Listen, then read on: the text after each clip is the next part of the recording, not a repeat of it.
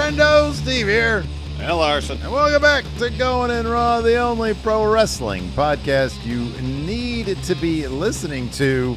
On today's episode, we've got your AEW Wrestledream 2025 review, where we saw a fish tank, I think, for the first time that I can remember in professional wrestling. Yeah. And that was fun. Also, stirred a little bit of controversy online. I know, Larson, you're not really on the social medias all that much, so I'll give you the lowdown along with the rest of the friendos. We can talk about the potential controversy. Of course, it's all just like Twitter conversations and people yelling at each other.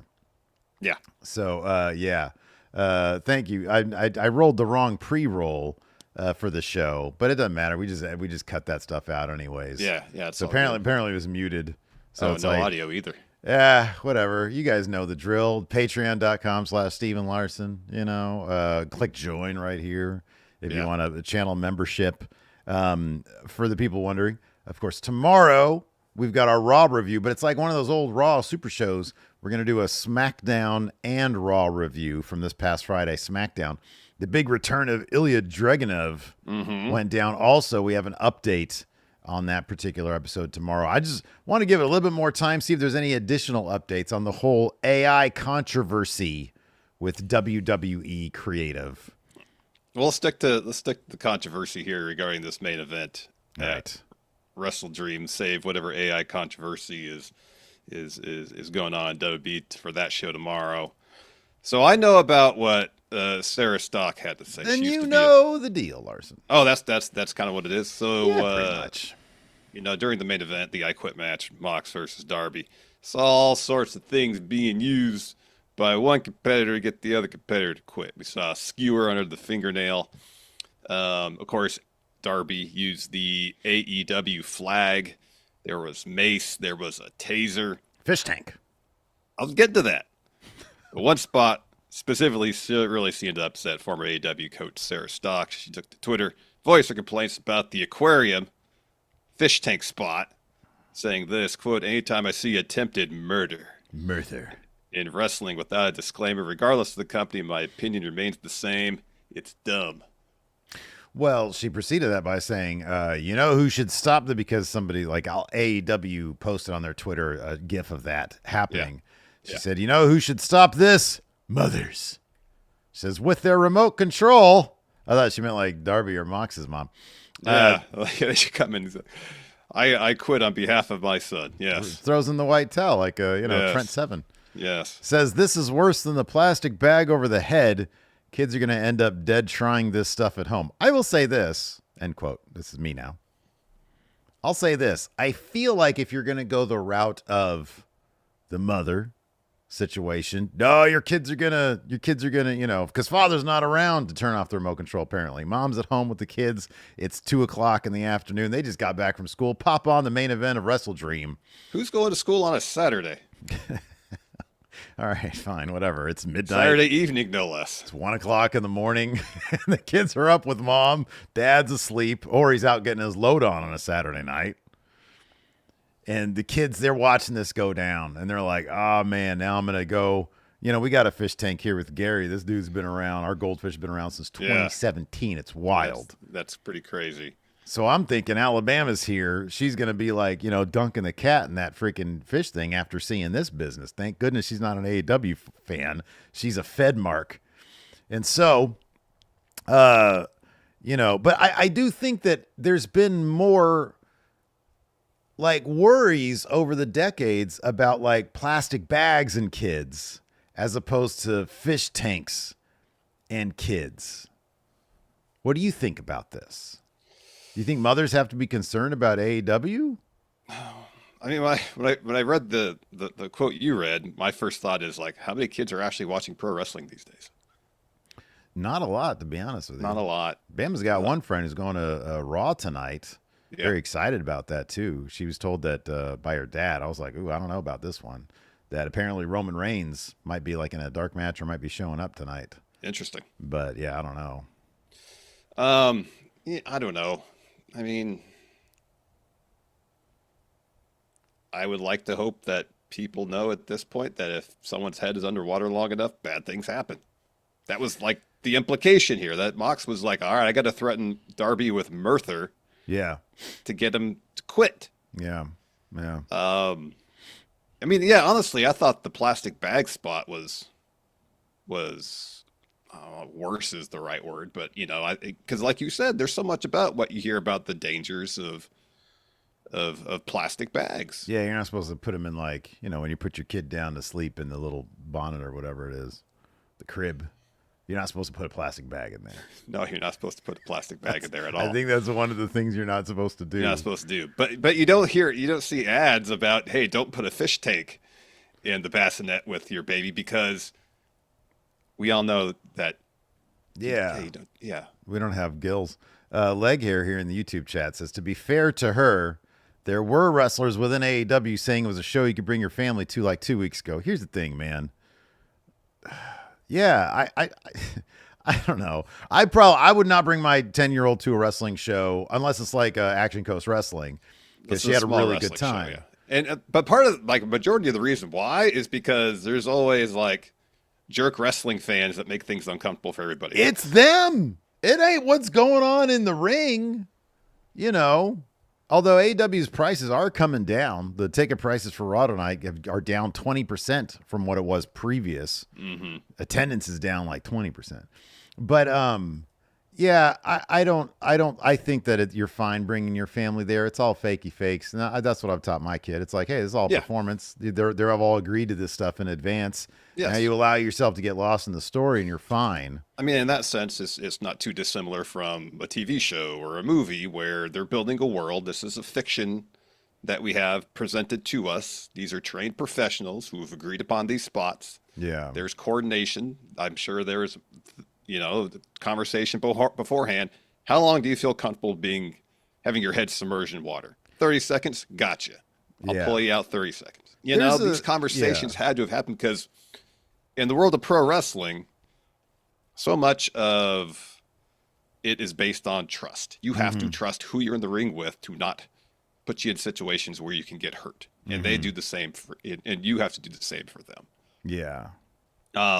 Yeah. I mean, how many times have we seen, and I understand there's still the illusion in some cases where what you see in pro wrestling is real, but that's an illusion. Yeah. We're all of understanding this is choreographed fighting. This is all scripted, predetermined. Yeah.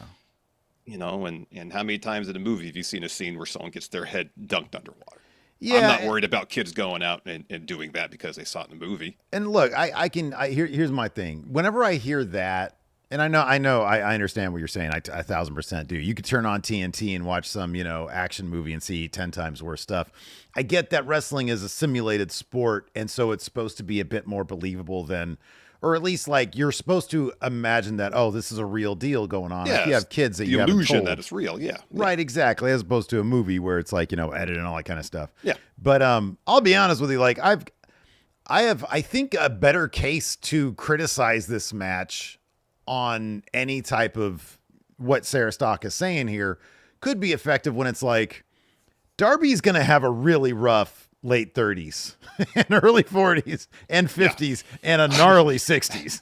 Yeah, I mean, at this point, yeah. How old is he? 32 or something like that? I think he's only early 30s. Yeah, mid 30s are looking to be maybe potentially pretty difficult. And it's that's the kind of thing where this dude, man, if you're Tony Khan at a certain point, you say, you could, the fishbowl thing is the least problematic thing here. The least, being dumped the way Claudio dumped him onto the announce table. Long term, that's going to do a lot more damage to Darby than having his head underwater for 30 seconds. That's the problem here. That's the problem here. I actually got really squeamish at the fingernail thing.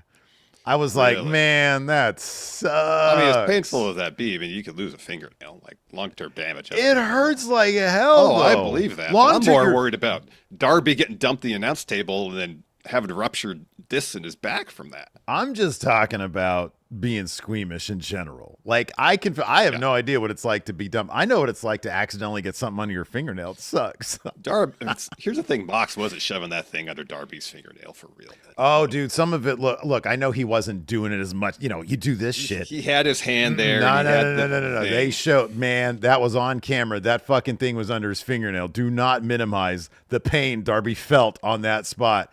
it might not have been like, oh, he's doing the full deal, but oh my God, that looked like it sucked. Oh, that hurts like hell. There's so many little nervies down here, dude. Oh, I understand. Because we need our fingers. Stuff jammed under my fingernail on accident. And it sucks, doesn't it?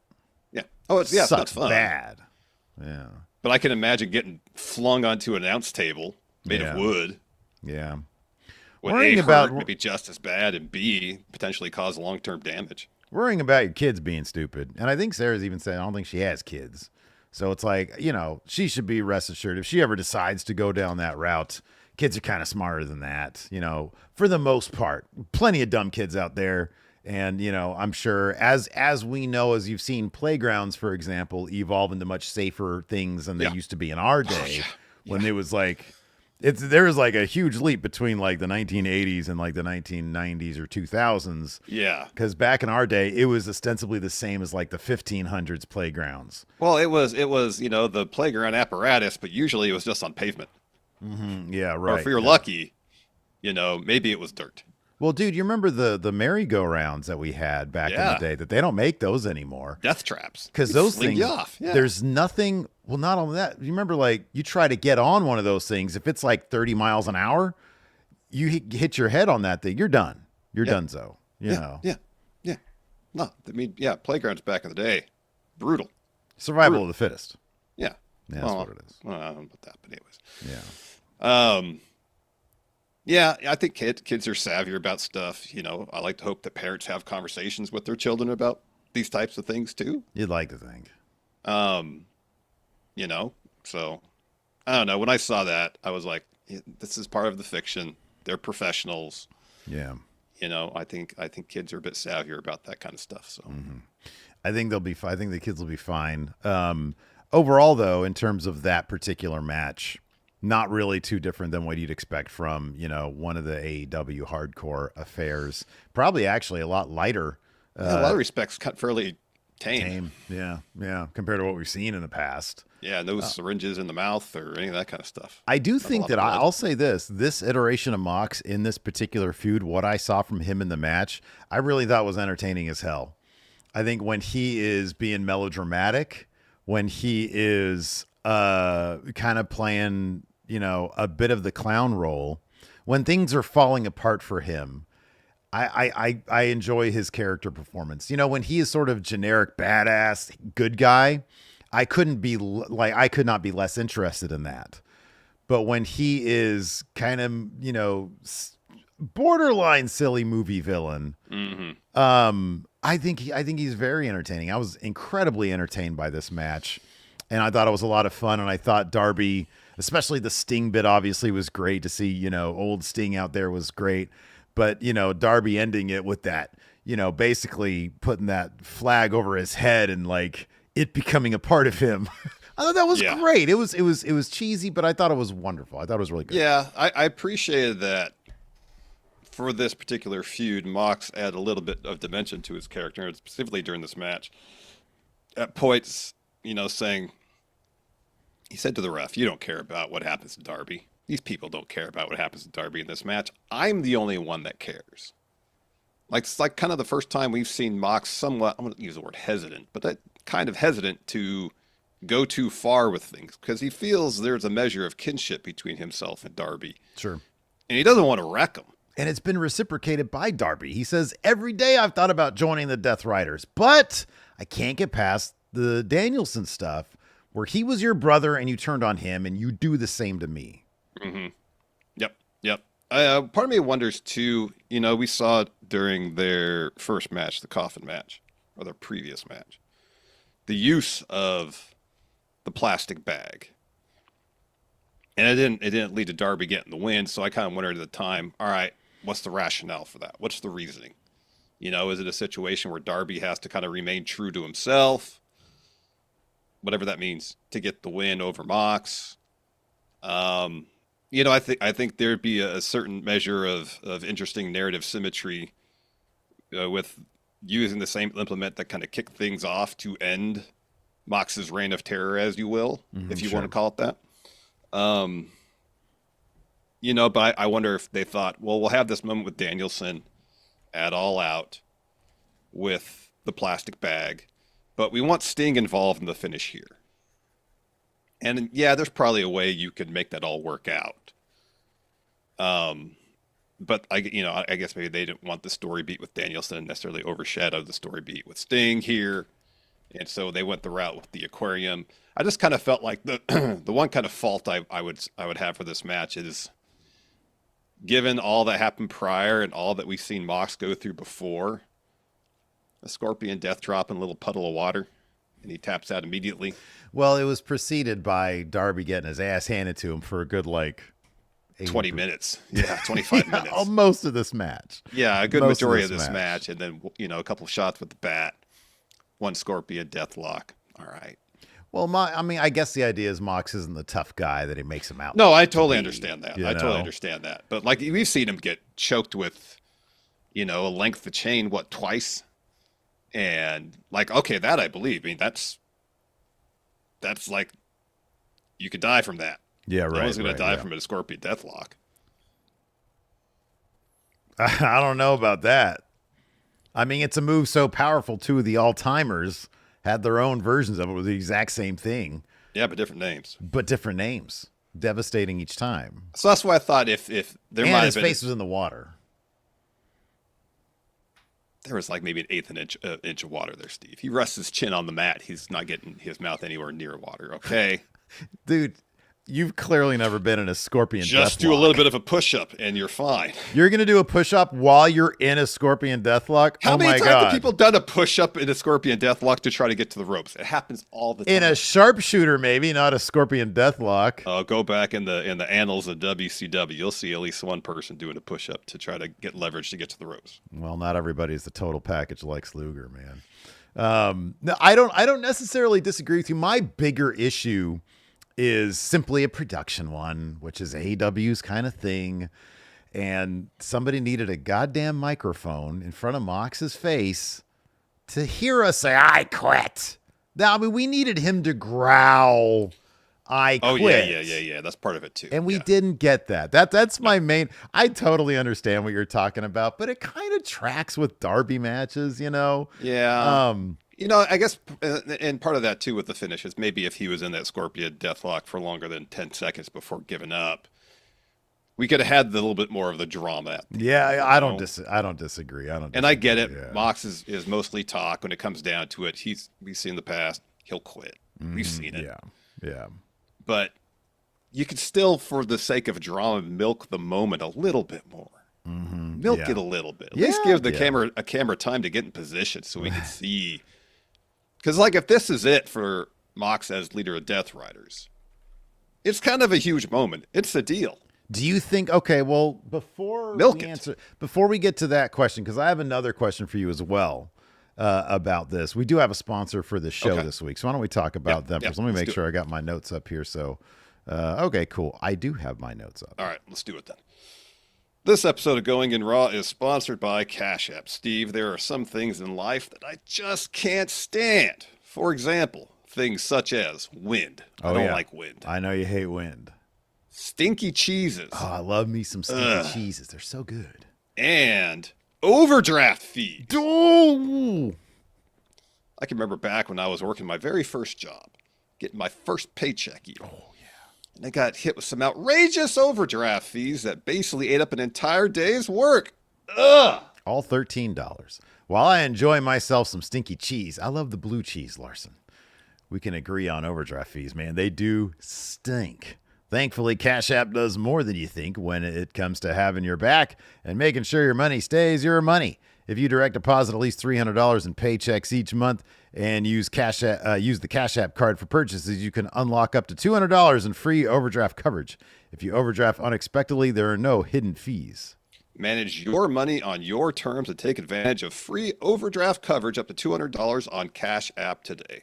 For a limited time only, new Cash App customers can earn $10 if they use code CashApp10 in their profile at sign up and send $5 to a friend within 14 days. Terms apply. Cash App is a financial services platform, not a bank. Banking services provided by Cash App's bank partners. Prepaid debit cards issued by Sutton Bank, member FDIC. Overdraft coverage provided by Cash App, a Block Inc. brand. Visit cash.app/legal/podcast for full disclosures.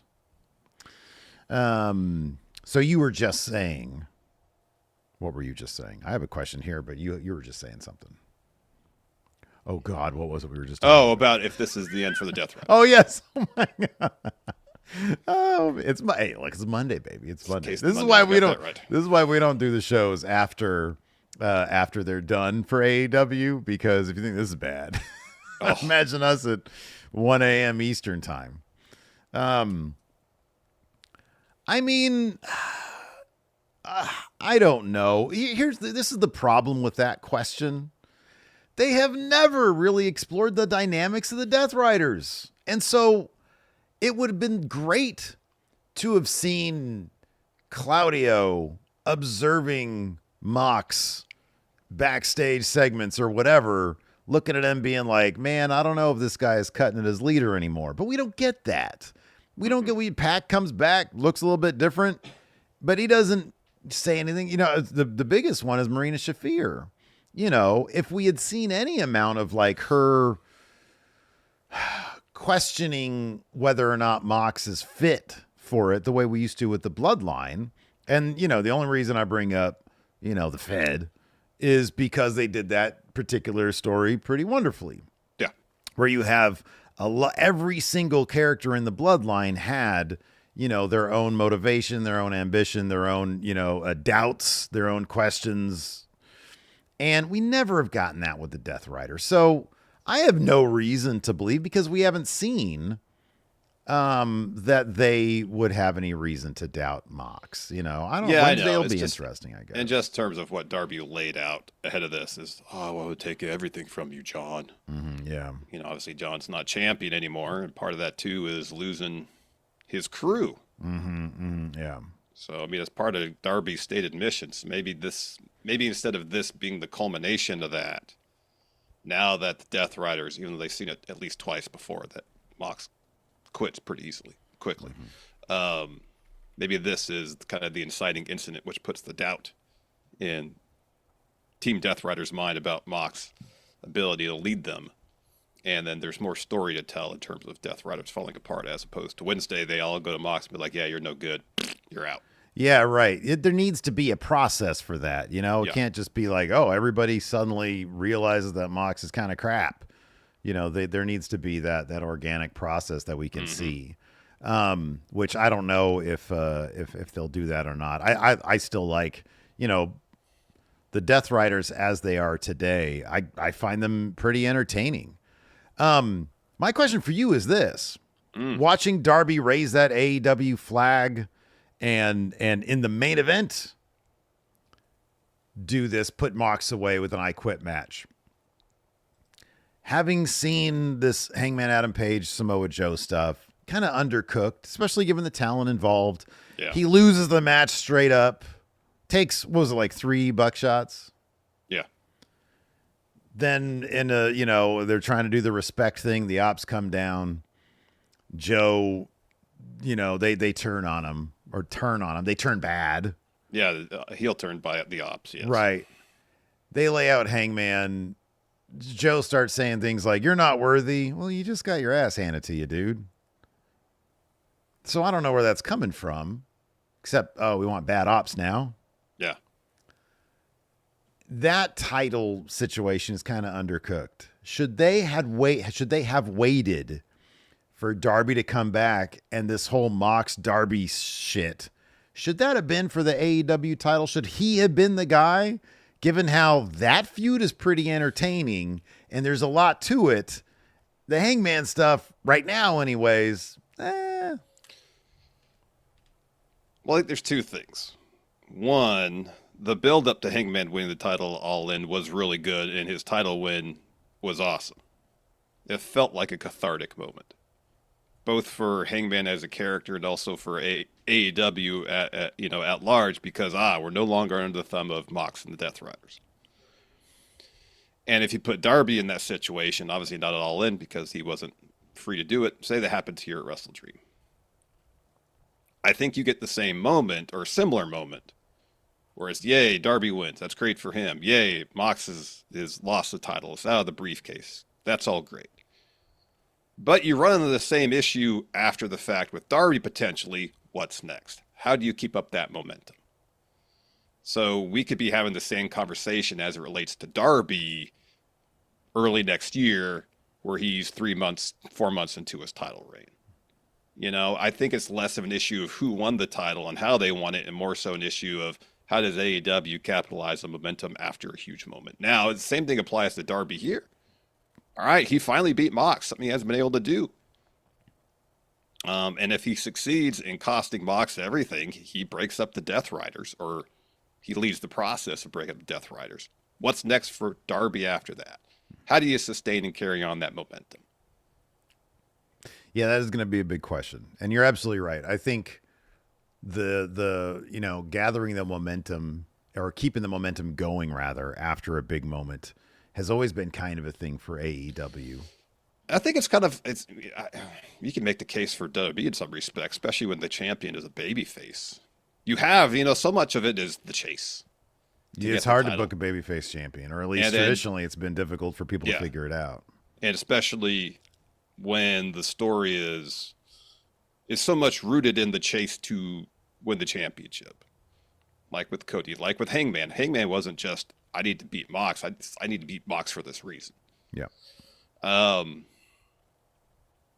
And once you kind of get the thrill of them culminating their story, following through on finding something that captures even a fraction of that same feeling is difficult. It just is. And so, they're the same situation with Darby beating Mox for the title. Yeah, it'd be great at the moment. What's next, though? Yeah. No, I don't necessarily disagree. Just thought it was interesting watching him with that AEW flag closing the show. Yeah. Like, I wonder if this would have been, a bigger deal, but it's all alternate universe stuff. I agree with you. I think the Hangman stuff, you and I had talked plenty before in the lead up, before it was determined who was going to face Mox, who should be the guy. And it made a lot of sense for it to be Hangman. Yeah. I am curious where they're going to go with this Joe situation. But there's a lot of show to talk about. Did you think, obviously so much of the conversation, I've also seen this on online, and it's a common refrain from people after an AEW pay-per-view. Was it too much? Was it too long? This is the first AEW pay-per-view in a while where I felt like a majority of the matches were probably too long. Usually they have on the main card anywhere between 10 to 12 matches. This one had 9. So every match got plenty of time to breathe. But there were some matches I was like, no, does this really need to be 17 minutes to tell the story they're telling here?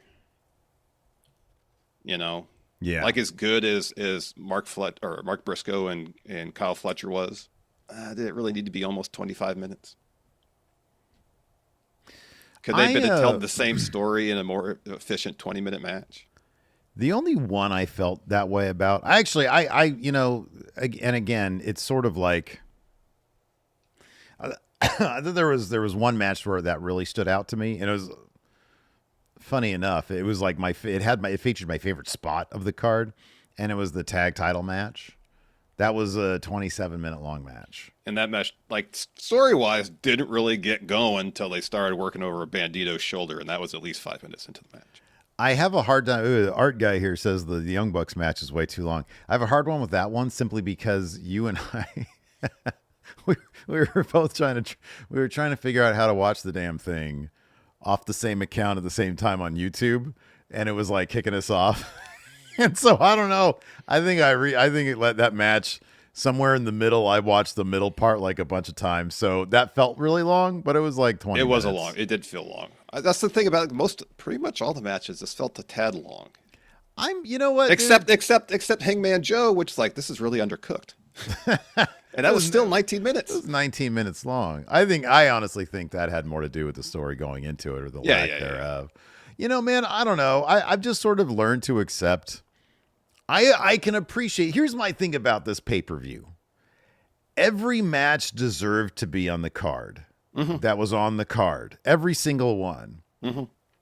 And I appreciate that if you have max $40, if you don't have max $50 or whatever the price is. Yeah. They will give you every match feels like, oh, this could potentially, or for this story, it's a main event level pay-per-view match for that particular story. And so, yes, they indulge in giving it so much time for these wrestlers to prove why this story belongs on pay-per-view. And my approach to AEW has completely flipped from when, and it's a great reason why us watching the pay-per-view, especially doing a watch along and then right afterwards doing a review, you're not going to get our best. We're going to be grumpy as fuck. Me on my couch watching it free of the burden of having to entertain people while I'm watching these intricately long put together matches is the way to go. I enjoyed this pay-per-view quite a bit. I thought that some of it felt a little on the long side. Yeah.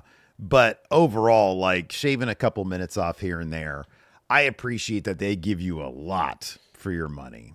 Yeah, no, and I do appreciate that Tony Khan seems determined to give his customers best value possible. Yeah. When you spend your $50 on an AEW show, you're getting 4.5 hours of wrestling. And, I say all the time, AEW is, at least from my perspective, above all else is about the performance of pro wrestling. That's why sometimes on Dynamite, you're like, this match should be 2 minutes long, and it's 10. I have a bigger problem with them doing that on weekly television, because that's the other thing is like every time I watch an AEW pay-per-view, I'm like, God damn, this is really good. And then I think about their weekly television. I'm like, God damn, sometimes it's just a chore to sit through. You're sitting there through 5 different commercials while the same match is happening. That's an exaggeration, but it feels like it sometimes. And it's like, why is it still going? This is cable television. I should be getting some goofy ass soap opera storylines here. I want some backstage segments, please. So I don't know. That's how I am about their weeklies. It's like, that's interesting. As much as I do love Collision, because I am, of course, a Collision cowboy, Larson. Got a super chat here from Jake Russell, says Death Riders won't be finished till Ospreay gets back. That's going to be a while. That could be a while. He could be out a year, depending on. Dave Matushek says, what do you think of the new conglomeration's new entrance? They have a new sitcom-esque entrance Tron and theme that you can check out online. It's fucking hilarious. It's very that. Did the conglomeration have any? Well, Briscoe did, but I think Briscoe always has the Briscoe. Yeah, he always has. He always has the Briscoe. Maybe they probably did it in the pre-show because there was a conglomeration match. I didn't watch the pre-show. Was the Rizzler on the pre-show? No, that's a Full Gear that AJ has a match. Hell yeah, I'm excited about that one. Steve, you watching that? What do they call it? Tailgate brawl pre-show thing? Well, they always do the Rizzler stuff on Collision. So now that I'm officially Collision Cowboy, I'll be up on that shit. Yeah, I guess so. Boom. Say it with some gusto. That's Monday gusto. No, that was like boom. Boom! Like that. Yeah, that was good. That was good. Yeah, Boom. Boom. I did good. All right, man. We gotta dive into this shit. So there's 9 matches. So yeah, well, actually 10 if you count like the second half of Jet Speed versus FTR, which. Man, I saw clowns complaining about that too. Like, it seems amateurish to open up a pay-per-view with. Get the fuck out of that. That's cool. That's cool as hell. Controlled chaos. You buy a pay-per-view and like you're down to the finish of a match. You're like, what is happening? This is cool. I mean, honestly, action now. This match should have been on the main card anyways. Mm-hmm. It's 2 great tag teams. Great match. Mm-hmm. No, I like that because I was just saying the other day, pro wrestling's at its best. Controlled chaos. Oh, we got to bring this up real quick. Predictions thing. The predictions thing. Oh, we're going to announce the predictions winner. Yeah, didn't we say something earlier about it? I thought we said something. We said it on the Twitch show. Maybe. Okay, so yeah, we have a 3-way tie for first. We had a tiebreaker. We want to make sure the count is as accurate as it can be for the tiebreaker. So I might go back and watch the main event one more time if I have time to. I have a preliminary count that I feel pretty confident in, but considering, we're at the mercy of TV production and stuff to get an accurate count of the number of times the ref asked either participant if they quit. And I think you and I have determined that just this is not asking the question. You gotta say the words. Hey, do you quit? Do you give up? Say the words. Or, Whatever. Yeah, something like that. So I have a count, but I'm gonna go back and double check and considering what's on the line here. October predictions. It's kind of a mystery vortex October predictions challenge because I haven't even come up with the prize yet. So I'm going to do that hopefully today or tomorrow, and then we're on to the November predictions challenge. So yeah, there's we're gonna It never stops. It never stops. It never stops. I need to catch up. So anyways, it kicked off like with the finish to the FTR Jet Speed match. FTR got the win thanks to some shenanigans from Stoke. And then we had Shivani interviewing Lou Thesz's widow, Charlie Thez. Mm-hmm. So that was cool. Then we had Tekla versus Jamie Hayter. Fun match, good stuff, hard hitting. This is kind of like maybe the one surprise of the show in terms of outcomes, strictly because, like, if you pay attention to the story, it makes all the sense for Jamie Hayter to win this. She was the one that was, had the blindside attack by Tekla. Mm-hmm. Hayter's on this winning streak post Owen tournament. Mm-hmm. Yeah. Tekla obviously has the faction helping her out. Everybody's banned from ringside for this match. But at least my rationale was, this is Tekla's first solo pay-per-view match. The big deal. They seemed to be building her up into a contender for one of the titles. I'd be surprised if she lost. Same. Yeah, I put a lot of confidence points on this. And she lost. And she did. Yeah. But then I guess also if with Blood and Guts coming up in 3 weeks, and Hayter's leading a team against Tekla and crew. The Triangle of whatever. Triangle of Madness or whatever it's called. I guess Jamie winning would further motivate Tekla and Sky Blue and Julia Hart to want to get in the cage with Jamie and her team. So it makes sense.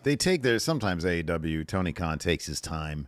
He doesn't always bring in somebody and then, oh man, win now always. Yeah. He builds them up sometimes. So I was very surprised by this as well. But in retrospect, looking back, it's not abnormal for AEW to do something like this. No, and there's a lot of reasons it makes total sense. So. Yeah. So Jamie Hayter got the win with a Haterade.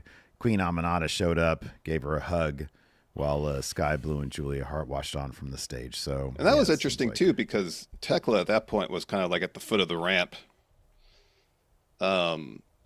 post match. So, part of it was obviously, hey, we're setting up teams for Blood and Guts, but I'm probably reading too much into it. But like Sky Blue and Julia being like, how'd you lose this, Tekla?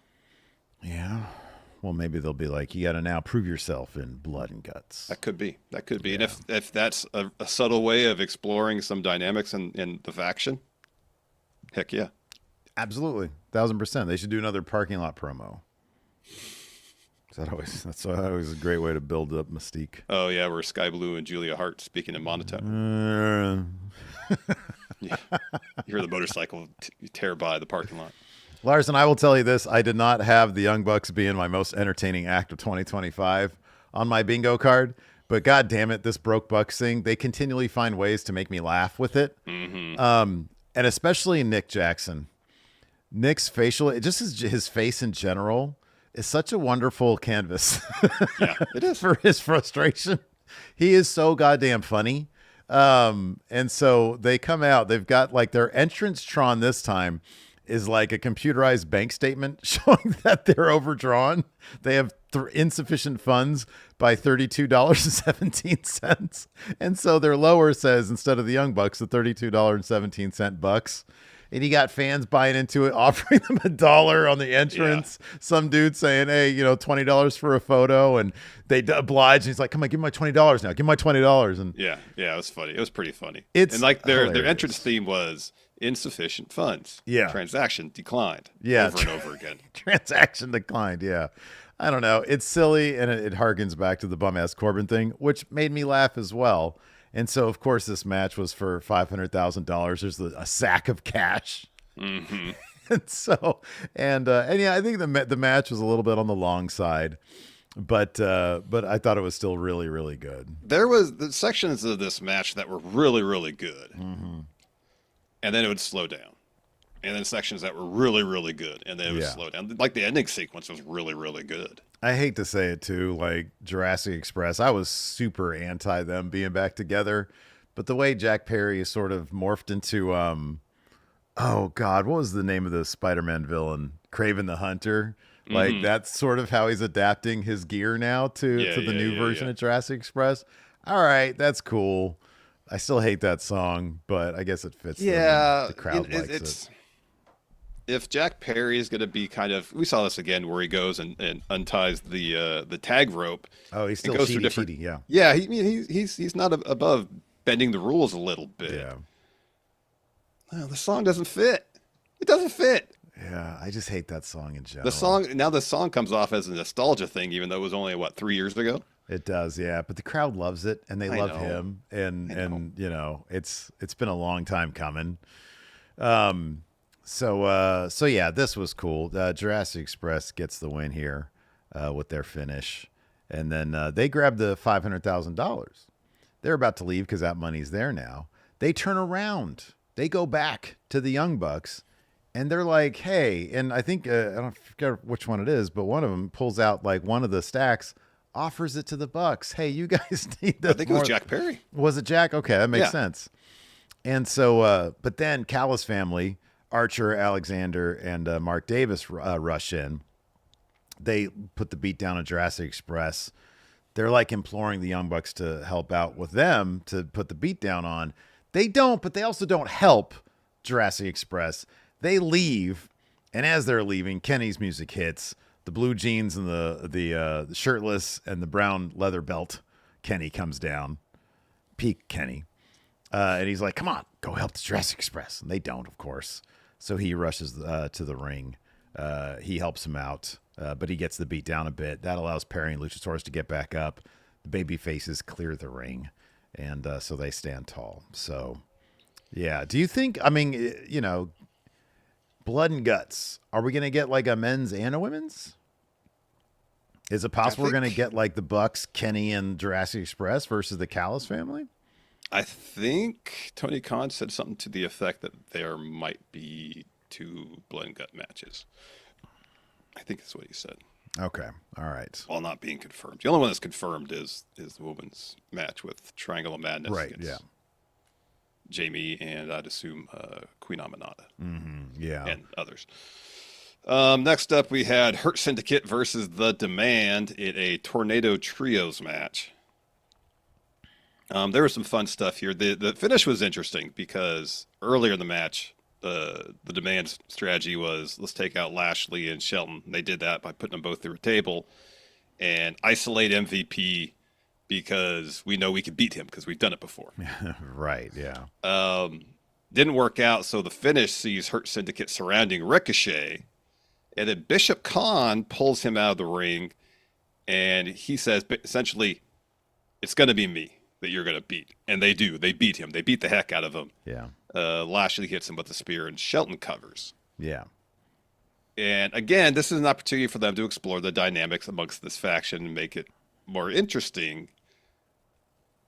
Like Ricochet, I know at the end of the match we saw Toa Leona help Ricochet away from the ringside Carried area. him away like it was. But end at of the American time Gigolo, when he yeah. got pulled out of the ring, he was standing there just surrounded by the Hurt Syndicate. So seemingly Toa and Ricochet maybe could have been in a position to help Bishop Khan and didn't. Yeah, you know, man, you gotta hope that if the Gates of Agony are gonna get anything out of working with the Hurt Syndicate, it's gonna be a further developing of their characters. That's what gets people and factions over is when you relate or you can connect the character to the crowd. The only way you could do that is by really exploring those dynamics. That's why we're always harping on that. And so yeah, ideally we're gonna get more maybe overt explorations of that to really help Gates of Agony get to where, you know, we think they probably can be. And if the reports are true that, oh, Hurt Syndicate likes working with these guys, beyond just the fact that they know they're going to win the ultimate matches. But they've taken losses to the Gates of Agony. So, you know, the Demand, I'm sorry, it's the Demand now. Yeah. But yeah, I was hoping that MVP would score the actual pinfall here because he's the one who dropped the turd before. But, you know, good on him to have one of the actual wrestlers of his group, full-time wrestlers here. Yeah. Next up for the TNT title, we had Mark Briscoe versus Kyle Fletcher. I know the highlight of this match for you is when Clone comes out on the stage to celebrate with Fletcher after his win. I love that Clone, El Clone, is... El Clone. He's like the X Factor here in the Cali. He's like, oh, man, El Clone is here. What's he going to do? Well, I know what he's going to do. Whoop. He hasn't had a match yet, has he? Nope. All right. I don't think so. This match was pretty entertaining. I don't know if it was quite as good as their last pay-per-view one. Which was man, the last one was great. Yeah, fantastic. This should have been like 17 minutes long. Yeah. So Fletcher tries for that turnbuckle brainbuster a couple times, hits it in the end. But we had kickouts of finishers. It was, don't get me wrong, this match was really good. No, it was great. The kick out of the usual finisher for Fletcher, just the straight up brainbuster, and Fletcher's reaction to that was very, very good. It was a cool moment. It really got the crowd up too. Yeah. In the end, it took the turnbuckle brainbuster to get the win, and then as mentioned, El Clone joins Fletcher on the stage after the match while the conglomeration comes to the ring and checks on Mark Briscoe. Mm-hmm. Yeah, man. Nah, stay tuned for that El Clone guy, man. What's he gonna do? I don't know.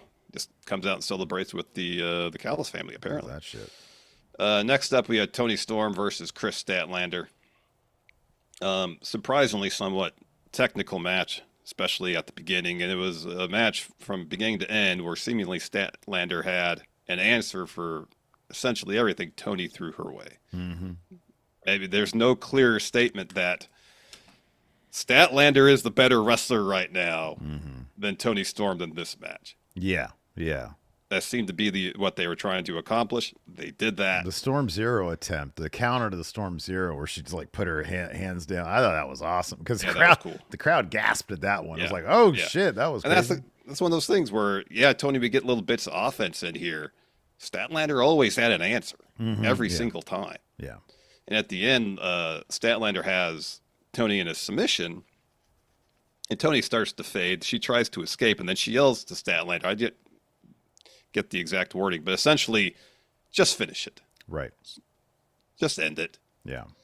And so Statlander picks her up, hits Saturday Night Fever to get the win, and afterwards Tony hands Statlander the title and hugs her. So Tony leaves. Mercedes music hits because she has her open challenge next. And she's got the frat house with her holding all her titles except for the TBS one. So she comes to the ring, grabs a mic, says, congratulations, Chris, on your win, but get the hell out of my ring. So Chris is like, all right, I'll remember this. She leaves. So Monet tells the crowd to say hello, the greatest TBS champion of all time, Ultimo Monet. Says since she's the greatest champ of all time, she wants to see who's next to ride the Monet train.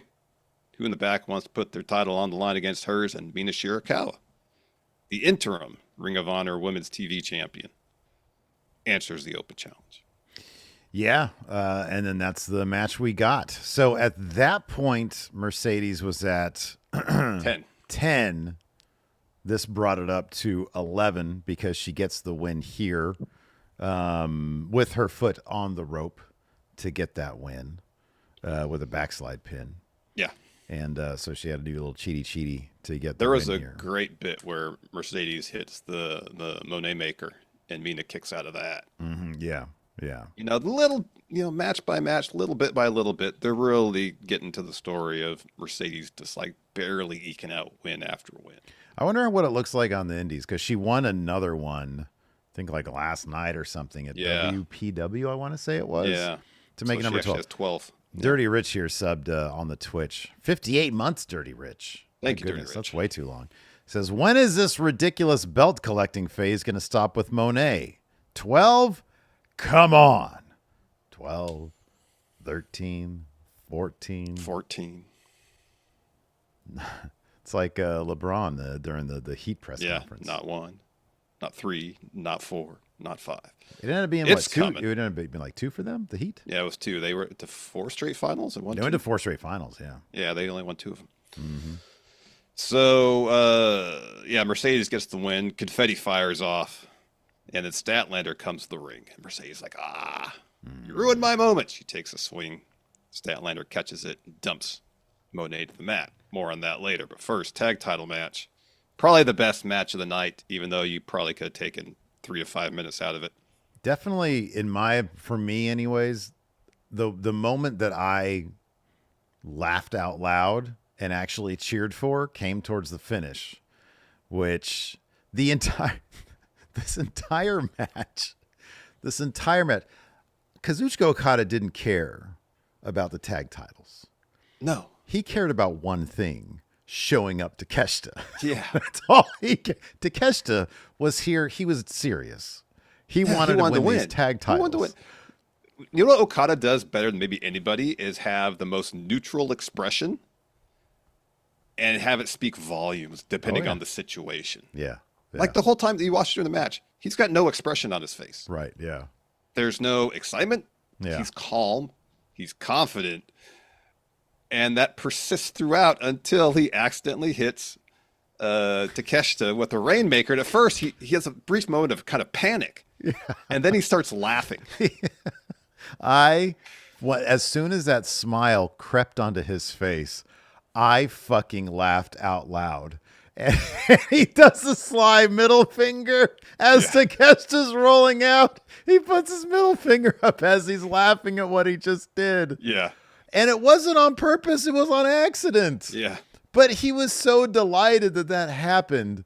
And oh my God, I texted you. I was like, this is the best miscommunication spot I've ever seen, because Okada just didn't give a shit. If he won the tag titles, great. But he wasn't going to let Takeshita win the tag titles. No. He just wanted to show this guy up. It's all he cared about. Yep. And Takeshita had an opportunity towards the finish to finish this match. He pulled down the knee, the knee pad. And he was like, getting it ready to go, slapping it. And then he backs up in the corner to hit his move, and Okada tags himself. And he's like, I have this thing. And Okada just saunters in there. I loved this. Okada is just so good. And this Takeshita Okada thing is the best thing for me anyways, that AEW has going right now. Yeah. And this is what we're talking about. We're talking about exploring the character dynamics in a faction, especially. It doesn't get better than this. I loved that. And the match itself was great. Brody King and Bandito are a terrific tag team. Mm-hmm. But yeah, they definitely took sort of a backseat to Okada and Takeshita here. Yeah. So after the accidental Rainmaker, Okada's laughing. Bandito hits Okada with the X knee and is looking for a 21 plex, but his shoulder gives out. So Okada looks for another Rainmaker. Brody gets in the ring and breaks it up, hits Okada with a driver of some sort. Takes out Takeshita with a suicide dive, while Bandito hits Okada with a one-arm 21 plex to get the win. There's a couple other moments earlier on, like there's that one moment where Okada was setting up for the Rainmaker. He does the pose and middle finger. You see Takeshita fly in with a senton out of nowhere on Bandito. Yeah. And Okada's like, what the heck, man? And Takeshita, he still has the middle finger up, and Takeshita's like, is that for me? Yeah. So there's that little bit of a beef there. Yeah, the character dynamics during this was great. It's really awesome, yeah. It was so good. So then after Brodito get the win, Renee's backstage trying to interview a despondent Tony Storm. And so Renee asks, where do you go from here? Tony doesn't say a word. This is great because Tony is just like sitting down, leaning against in the corner of like a couple of road cases. Mm-hmm. And like they start the shot off and she's just in the background and Renee is standing there. And then the camera goes in as Renee walks to her to get what she has to say. And Tony just doesn't look at her. She just looks off in space and says, Mina comes in and kneels down next to her. And Tony says, we lost everything. And then Mina says, no, we have each other. Mm-hmm. And then Mina helps Tony up. They embrace. They're going to be announcing, I think, on Wednesday, the brackets for the women's tag tournament. And so there's going to be favorites. You got to think. You got to think that. Yeah, there's some strong teams are going to put together here. Getting back to Monet and Statlander. Statlander, I believe, lost twice to Mercedes trying to get the TBS title last year, I think. Yeah, that's what Mercedes mentions in her promo later on. Yeah. Right. Oh, sorry. Yeah, we'll wait till we get to that. I forgot there was an actual promo there, yeah. Yeah, because first we have Samoa Joe versus Hangman Adam Page for the AEW Men's World Championship. This match, even though it was 19 minutes, seemed really quick because it seemed kind of undercooked. Yeah. So the finish saw Hangman look for a buckshot. Joe ducks, locks on the coquina clutch. Page starts to fade, then fights his way to the bottom rope. Joe's looking for a muscle buster. Hangman flips out of it, hits a dead eye. Joe kicks out, and then Hangman hits 3 consecutive buckshots to get the win. So afterwards, Page is posing with the title. As Joe kind of gets up a little bit, Hobbs and Shibata come to the ring. They help Joe to his feet. And Page offers his hand. Joe shakes it, gives Hangman a hug, raises his arm, and then Joe drops Page with a clothesline. Hobbs and Shibata start beating the shit out of Page. So then Joe grabs the AEW title. Hobbs and Shibata are holding up Hangman, so Joe's shoving the title in Page's face, talking shit, and then blasts him with the belt. And then Hobbs puts Page on the top rope, and Joe hits Hangman with a muscle buster onto the AEW title. Yeah, that was pretty devastating. I mean, if they have an idea for some actual story that they can milk out of this, then I'm all for that. Joe unhinged heel promo with the ops. Yeah. Throughout the match, commentary is really pushing the idea, and they'd set this up 2-3 weeks prior about the idea. I mean, Excalibur literally said imposter syndrome. Mm-hmm. And so if they want to explore the idea that, yeah, Hangman is champion, but there's a portion of the locker room that still views him as Hangman circa 2021, Mm-hmm. as opposed to the man he is now. All right, that's an interesting story potentially to explore, but you really got to explore that. And not just by cutting promos, putting Hangman in situations where his mettle is tested in that regard. Yeah. And I don't know, like after Hangman, he beats Joe pretty soundly here. Yeah. I don't know how Joe's going to go about doing that. Yeah, I mean, I don't know. I do think Hangman's at his best when he's not like, oh, you're so good and I respect you. Like when you have a bad guy pushing Hangman to maybe go into areas that Hangman's not comfortable with. That whole phase where he was, basically a bad guy doing shitty things and he hated himself for it. That's the most interesting version of Hangman. If Joe can put Hangman in a situation where he's got to make those decisions, then hey, maybe we got something there. Right, exactly. Miserable Hangman is the most interesting Hangman. Yeah. So then we had the Mercedes promo, and she says Statlander ruined her historical night. She says, I've already beaten you twice, and now I'm coming after the women's title at Full Gear. Your title is mine. Going to be a hell of a match. There are 2 matches for the TBS title. Really good. Fucking awesome. Really good. One of the reasons they're giving Monet all these titles because she's not going to win this one yet. This is going to be a chance for Statlander to put on another fucking great match, but also to get that win back from Mercedes from last year. Yep. So then we had our main event, I Quit match, Mox versus Darby. We kind of went through the finishing sequence. We saw some skewers, it's one thing we didn't see, though. We saw the skewer under the fingernail, but Mox had a whole handful of them. He shoved in his back pocket. We never saw them again. I was expecting Mox to get the forehead full of skewers. Yeah, me too. I mean, you don't put them all together like that and not shove them into a forehead. Yeah, I know. Yeah, I agree.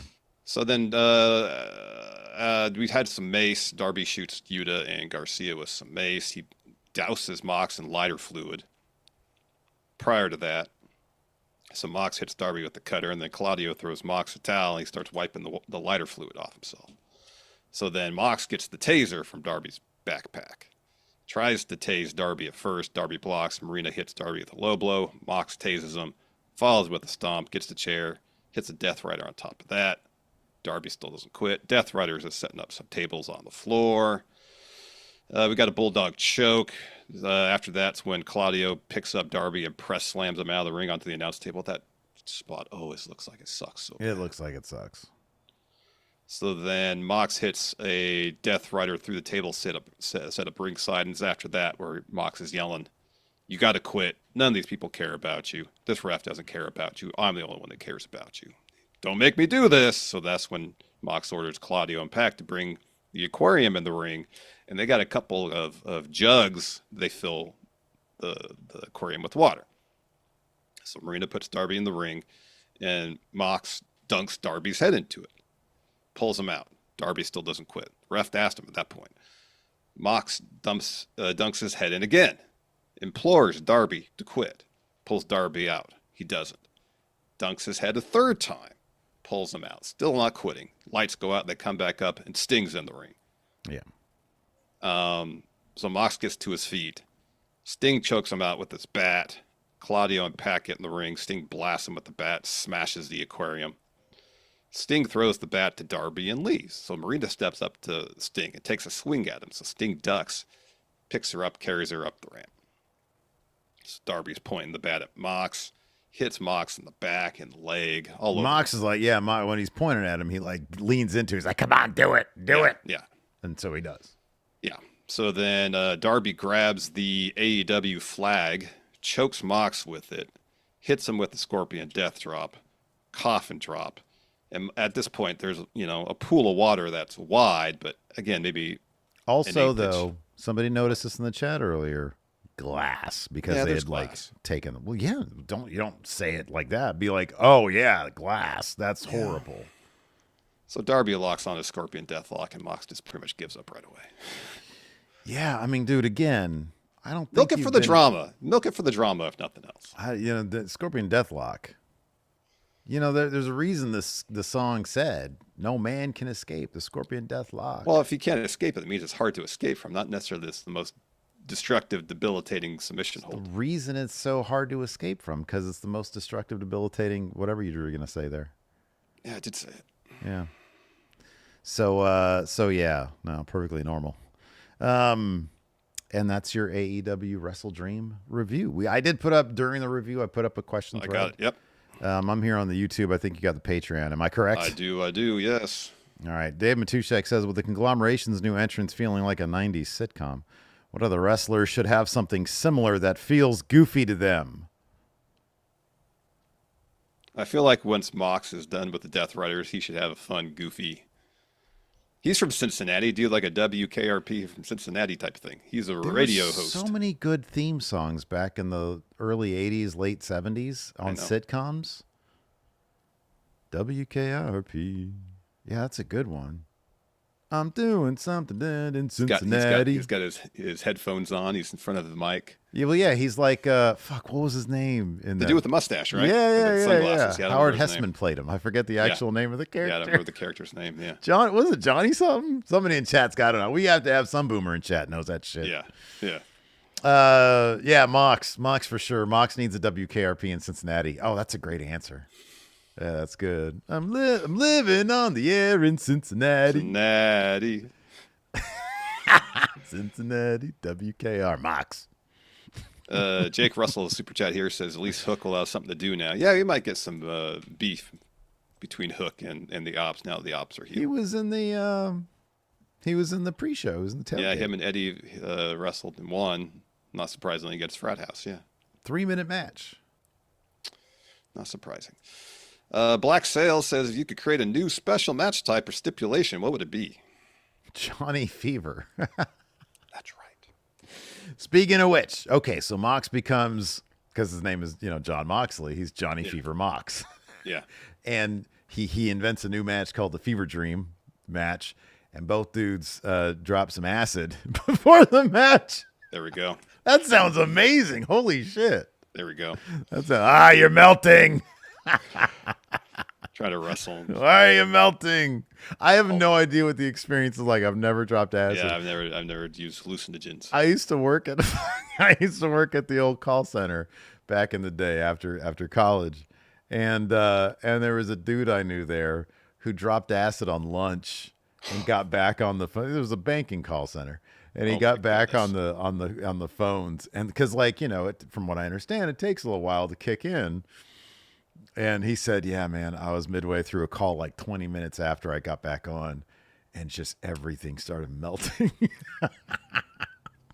Wild. Oh man. Anyways, let's see. Marquez says, "What did you think of Megan Bain and Penelope Ford's Poison Ivy Harley Quinn inspired gear?" Oh, I didn't see it. I didn't see it. I can look it up really quick and give you my thoughts, though. The Scots here ask, what do you think a dinosaur is going to spend $250,000 on? I mean, they established that Luchasaurus is an intellectual, at least in the early days of AEW. So maybe he's gonna A fine set of books. encyclopedias. Yeah, some books. Okay, I'm looking at it now. Yeah, it looks really cool. They in fact did look like Harley Quinn and Poison Ivy. I would be the Steve Rogers gif. I understand this reference. I mean, it's Halloween season. Everybody's dressing up as Harley Quinn. Yeah, yeah. Art Guy says, do you guys see Darby versus Kyle Fletcher next? No, I feel like if the next belt Darby's going to wrestle for is the AEW title. Mm-hmm. Men's World Championship. Oh, you think Darby and after Joe's done with Hangman, it's going to be Darby and Hangman? Or, yeah, maybe. I don't know. Phantom Driver says, what questionable item would you use to make someone say, I quit? Acid. Wow. Now that we're doing that thing, we'll open up, You just keep popping tabs in there until they say, I quit? Dump him in there. Yeah, like open up his mouth and just like Oh rub it my on his gosh. tongue. Do that. And then just like hold back for like 10, 15 minutes. You got to do it at the very beginning of the match, though. So Yeah, you got to do it at the beginning of the match. Yeah. And it's like, oh, I'm getting my ass handed to me. I've been taking all these fucking moves. I don't know what I'm doing in there. And then all of a sudden they're like, oh my God, you're melting. And I'm like, say I quit. I'm like getting in their face. And they're like, oh, it's Diablo. And then they're like, I quit. Get me out of here. Yeah, yeah. It's a great idea. Well, if I was wrestling you, I would hide a bunch of pineapples under the ring. Because I know how much you loathe pineapple. Yeah. And you go down there, do this, I'm like, what? You're going to crack me in the face with it? With the pineapple, you got pineapple all over your face. Take a bunch of the pulp Shove or whatever. it in your mouth. Yeah. Yeah. I quit. With me, you just get a bunch of stinky cheese. Bunch of blue cheese. Yeah. Oh, Barf. Yeah.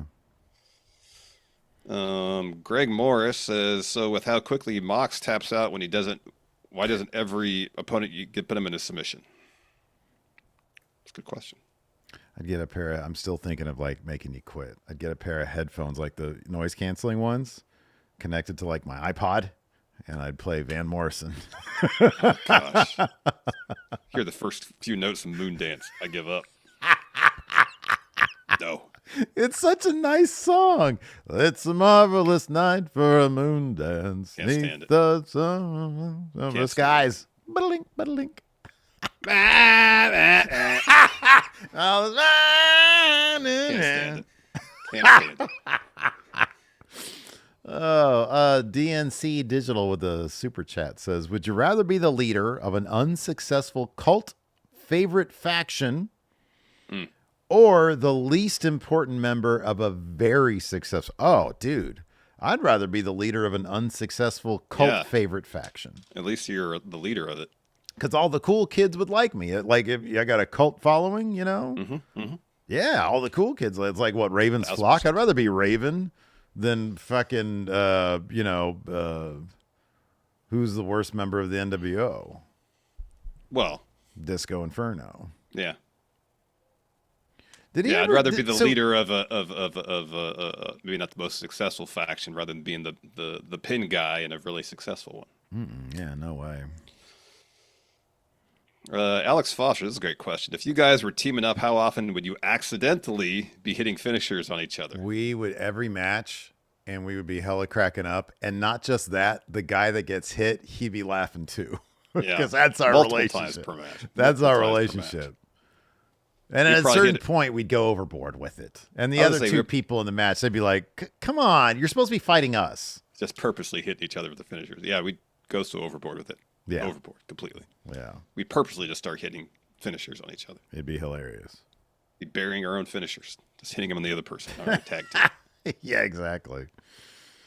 All right, that's all the questions I got. Lord Blake Whitehouse says, how many belts is too many belts?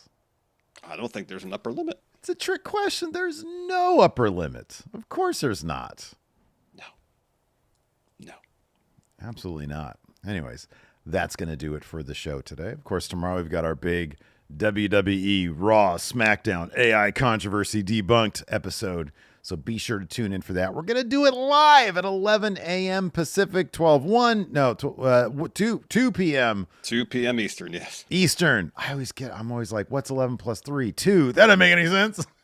Yeah, I know. Why is it not 14? Well, it is if you think about it. It is military time. It's 14. Yes. So 14 p.m. tomorrow, we will be live right here, youtube.com/Steve and Larson. Till next time, we'll see you guys around. Goodbye. And all the Stop.